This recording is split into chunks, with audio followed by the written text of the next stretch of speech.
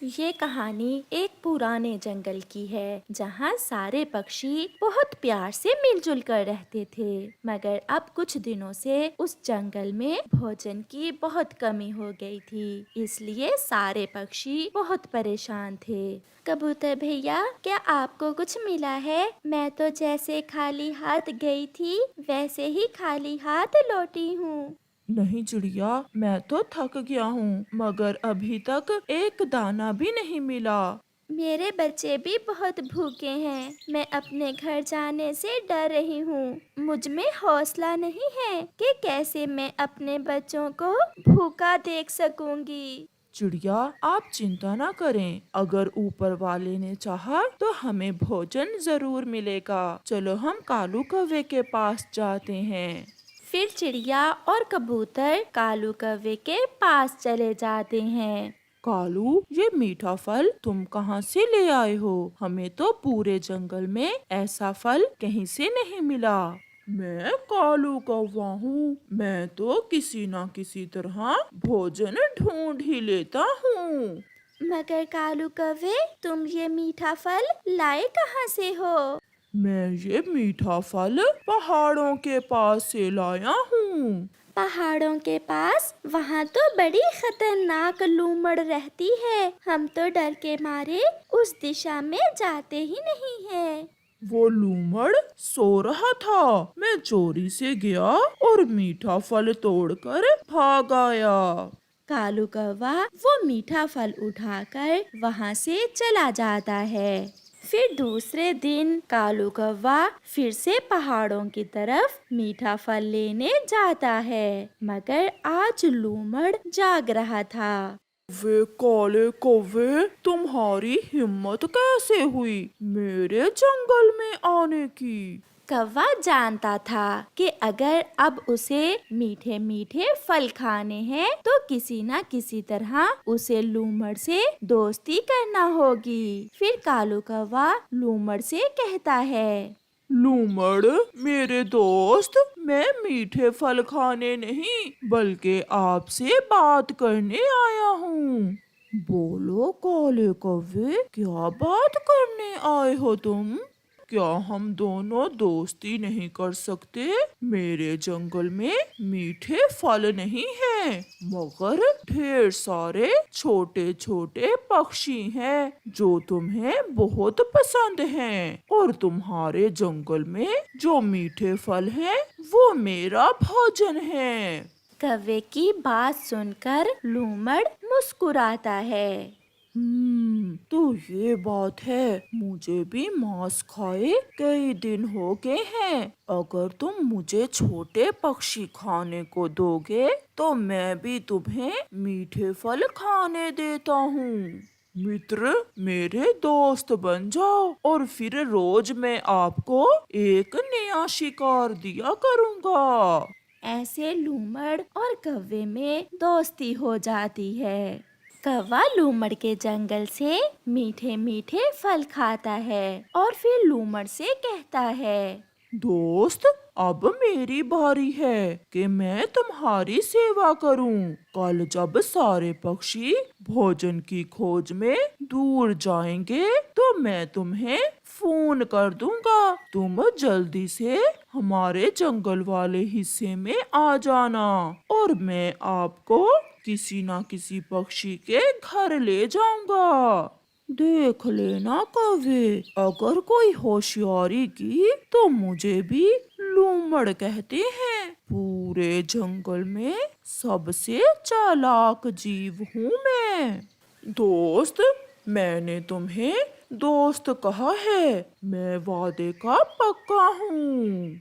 ऐसे कौवा जी भर के मीठे फल खाता है और दो चार अपनी चोंच में लेकर वहाँ से चला जाता है।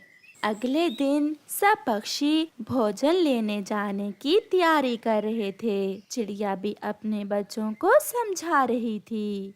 बच्चों, दरवाजा ना खोलना, चुपचाप घोंसले में लेट जाना। जब मैं शाम को आऊंगी तो फिर दरवाजा अंदर से खोलना। मम्मा, ठीक है, आप चिंता न करें, आप भोजन लेने जाएं। कबूतर भी अपने बेटे को समझाता है। कीकी मेरे बेटे, हम आज शाम देर से लौटेंगे, अपना ख्याल रखना। सब पक्षी इकट्ठे होकर भोजन लेने निकल जाते हैं। पीछे से कालू कौवा भी अपने घर से निकलता है। जंगल खाली है, लगता है सब चले गए। अच्छा मौका है, मैं अभी अपने लूमड़ दोस्त को बुलाता हूँ। फिर कालू कौवा अपना फोन निकालकर लूमड़ का नंबर मिलाता है। हाँ कौवे, क्या आ जाऊँ मैं? जल्दी आ जाएं, दोस्त सब चले गए हैं और मैं बेरी के पेड़ पर बैठा आपका ही इंतजार कर रहा हूँ। लूमड़ भागता है। वो बहुत तेजी से पक्षियों के इलाके में पहुंच जाता है। स्वागत है आपका दोस्त, आप मेरे साथ साथ चले। फिर कौवा लूमड़ को सबसे पहले कबूतर के घर के पास ले जाता है। लूमड़ दोस्त, ये कबूतर का घर है और उसका छोटा सा बच्चा घर में अकेला ही है। तुम आसानी से उसे खा सकते हो, मगर घर का दरवाजा तो बंद है। मैं अभी दरवाजा खुलवाता हूँ। फिर कालू कौवा कबूतर के घर के पास जाकर कहता है, कीकी, मैं हूँ आपका चाचा कौवा, जल्दी से दरवाजा खोलो। देखो तो मैं अपने कीकी बेटे के लिए क्या लेकर आया हूँ। कालू चाचा, ये तो कालू चाचा की आवाज है। ऐसा कहते हुए कीकी दरवाजा खोलने आगे बढ़ता है, मगर वो दरवाजे के सुराख में कालू कौवे के साथ लूमड़ को देखकर रुक जाता है। हाँ हाँ बेटा, जल्दी करो, अब खोल भी दो दरवाजा। चाचा कौवे, कुंडी ऊपर है और मेरा हाथ कुंडी तक नहीं जा रहा। कोई चीज नीचे रख लो, जल्दी करो, मैं तुम्हारे लिए केले लेकर आया हूँ। मगर कीकी कौवे की मकारी समझ जाता है। वो दरवाजा नहीं खोलता। कौवे, अपना वादा पूरा करो और मुझे जल्दी से कोई पक्षी खाने को दो, मुझे बहुत भूख लगी हुई है। चलो दोस्त, ये कबूतर का बच्चा बहुत तेज है, हम चिड़िया के घर जाते हैं। फिर कालू कौवा लूमड़ को साथ लेकर चिड़िया के घर जाता है और आवाज बदलकर कहता है, बच्चों बच्चों, मैं हूँ आपकी मम्मा, चलो हम नदी पर जाते हैं, जल्दी से दरवाजा खोलो। गुड़िया, मम्मा आ गई है। मगर कुकू, ये आवाज तो मम्मा की नहीं है। जल्दी करो कौवे, मुझे बहुत भूख लगी है, मुझसे और इंतजार नहीं होता। लूमड़ दोस्त, सब्र करो, क्योंकि सब्र का फल मीठा भी होता है और स्वादिष्ट भी। बच्चों, अब खोल भी दो दरवाजा। मम्मा, आपकी आवाज को क्या हुआ है? मैं बताती हूँ, पहले दरवाजा तो खोलो। मगर बच्चे भी बहुत तेज थे। वो चुपचाप बैठ जाते हैं और दरवाजा नहीं खोलते। काले कौवे, तुमने मुझे धोखा दिया, मेरे मीठे फल भी खाए और मुझे बदले में कुछ भी नहीं दिया। दोस्त, अब आप वापिस चले जाएं, क्योंकि अब पक्षियों के आने का समय हो गया है। मैं कल जरूर आपको कोई ना कोई शिकार मार कर दूंगा।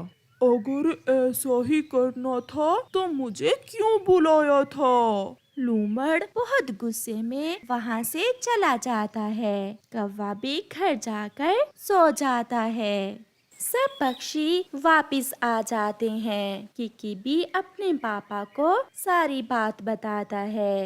पापा पापा, कौवे चाचा के साथ बड़ा लूमड़ था, मगर मैंने भी दरवाजा नहीं खोला। तो वो काला कौवा हमारे साथ ऐसा भी कर सकता है। हमें अब उसका कुछ ना कुछ जरूर करना होगा।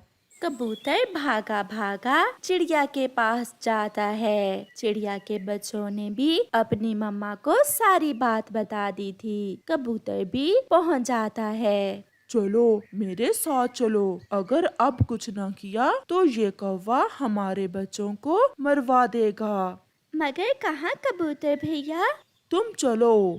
फिर कबूतर और चिड़िया जल्दी से लूमड़ के पास जाते हैं और थोड़ी दूर बैठकर लूमड़ से कहते हैं, लूमड़ जी, वो कौवा हमारा दोस्त नहीं बना तो आपका कैसे बन सकता है? वो आपको मरवाना चाहता है, इसलिए तो वो तुम्हें हमारे पास लेकर गया था। और लूमड़ जी, हमने सोचा कि एक बार आपको सारा सच बता देते हैं, फिर ही आपको मारेंगे। उस कौवे की इतनी हिम्मत के लूमड़ को उल्लू बनाए। कल आए वो, मैं उसे मजा चखाऊंगा। चिड़िया और कबूतर वापस चले जाते हैं। दूसरे दिन कौवा भी मजे मजे के मीठे फल खाने लूमड़ के पास पहुंच जाता है। मगर लूमड़ तो कौवे का ही इंतजार कर रहा था। दोस्त, आज तो आपको मैं छोटे पक्षी जरूर दूंगा, बस थोड़ा इंतजार करो।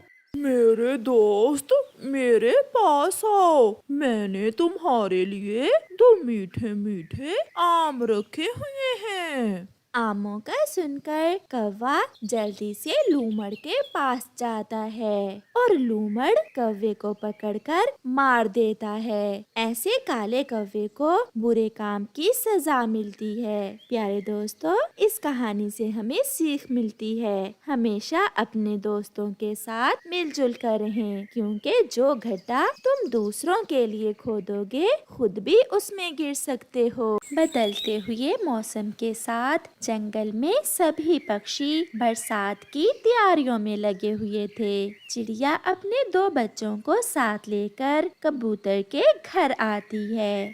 कबूतर भैया, चले भोजन लेने, आज तो मौसम ठीक है, मुझे लग रहा है शाम तक बरसात शुरू हो जाएगी। चिड़िया, हम बच्चों को साथ लेकर भोजन लेने नहीं जा सकते, वहाँ कई खतरे होते हैं। कबूतर भैया, मेरे बच्चे अभी छोटे हैं, मैं इन्हें घर पर अकेले भी तो नहीं छोड़ सकती, ये तो अभी उड़ भी नहीं सकते। तो फिर हम ऐसा करते हैं, बच्चों को कौवे और कौवी के पास छोड़ जाते हैं। वो हमारे बच्चों का ध्यान रखेंगे और हम अपने भोजन में से कुछ भोजन उन्हें भी दे देंगे। चिड़िया को कबूतर की बात पसंद आती है और वो दोनों कौवों के घर की तरफ उड़ते हैं। रास्ते में मिट्ठू तोता उन्हें मिल जाता है, जो पहले से ही उनका इंतजार कर रहा था। वो भी चिड़िया और कबूतर के साथ उड़ता है। वो सब कौवों के घर में पहुंच जाते हैं। कौवा और कौवी अपने घर में सो रहे थे। कौवे भैया उठें, जल्दी करें। चिड़िया की आवाज सुनकर कौवा और कौवी दोनों उठ जाते हैं। चिड़िया, क्या हुआ है? क्यों इतना शोर मचा रही हो? मौसम ठीक नहीं है, बरसात किसी भी वक्त शुरू हो सकती है। हम सब भोजन लेने जा रहे हैं और आप दोनों मेरे बच्चों का ध्यान रखना। मगर चिड़िया, बदले में हमें क्या मिलेगा? जो भोजन हम लाएंगे उसमें से कुछ भोजन हम आप दोनों को भी देंगे। काम तो बहुत आसान था, इसलिए गोरी कौवी बहुत खुश होती है। चिड़िया, छोड़ जाओ, तुम अपने बच्चे मेरे पास छोड़ जाओ, मैं अच्छे से ध्यान रखूंगी आपके बच्चों का। मैं इनके साथ खेलूंगा, इन्हें घोड़ा बनकर दिखाऊंगा। कालू अंकल, जल्दी से मुझे घोड़ा बनकर दिखाएं, मैं यहाँ बहुत खुश रहूंगा। फिर चिड़िया अपने बच्चे कौवे और कौवी के पास छोड़कर दूसरे पक्षियों के साथ भोजन लेने चली जाती है। वो सब खुले मैदान में जाते हैं। चिड़िया और कबूतर भोजन ढूंढ कर ला रहे थे और मिठू तोता वो दाना बोरी में भर रहा था। ऐसे वो सब मिलकर काम कर रहे थे।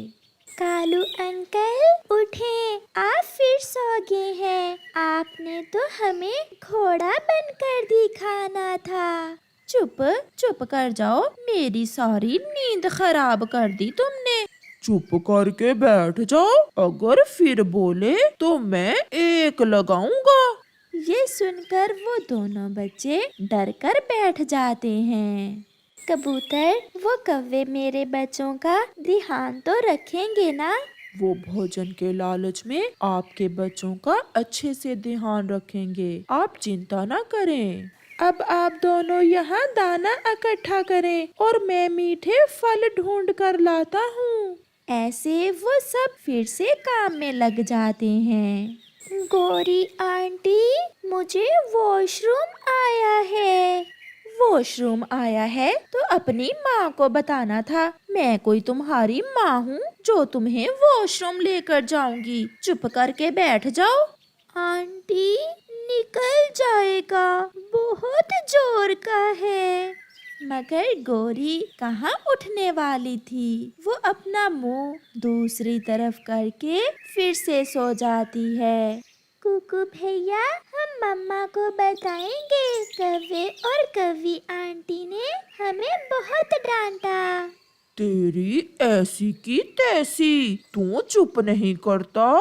ऐसा कहते हुए कालू कौवा कुकू के एक लगाता है और वो रोने लग जाता है। ये बच्चे तो बहुत तंग करते हैं, जब भी मेरी आंख लगती है बोलना शुरू कर देते हैं। शाम हो जाती है और शाम होने के साथ ही आसमान पर गहरे बादल भी छा जाते हैं। कबूतर भैया, अब हमें वापस जाना चाहिए। आसमान पर बादल छा रहे हैं, बरसात किसी भी वक्त शुरू हो सकती है। चिड़िया, लाओ, मैं बोरी उठा लेता हूँ और आप ये फल पकड़ लें। नहीं मिठू, भोजन की बोरी मैं उठाता हूँ।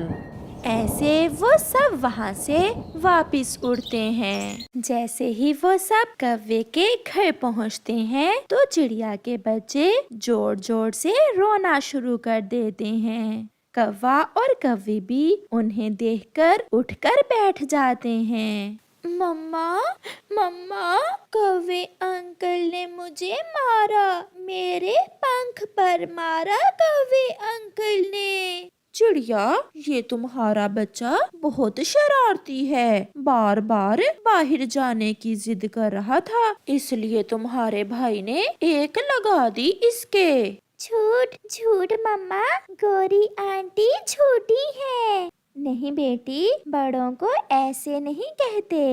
कौवो, बच्चे छोटे जरूर हैं मगर झूठे नहीं, आपने जरूर बच्चों को मारा होगा। तुम सब मुझे भोजन ना देने के लिए ये नाटक कर रहे हो। चिड़िया, इन्हें इनका भोजन बांट कर दो और यहाँ से चलें, हम फिर कभी इनका विश्वास नहीं करेंगे। बाहर बादल की गरज के साथ ही बारिश शुरू हो जाती है। बारिश बहुत तेज थी, ऐसे लग रहा था जैसे जंगल में कोई तूफान आ गया हो। चिड़िया कौवों को भोजन देती है और वो सब वहाँ से वापस हो लेते हैं।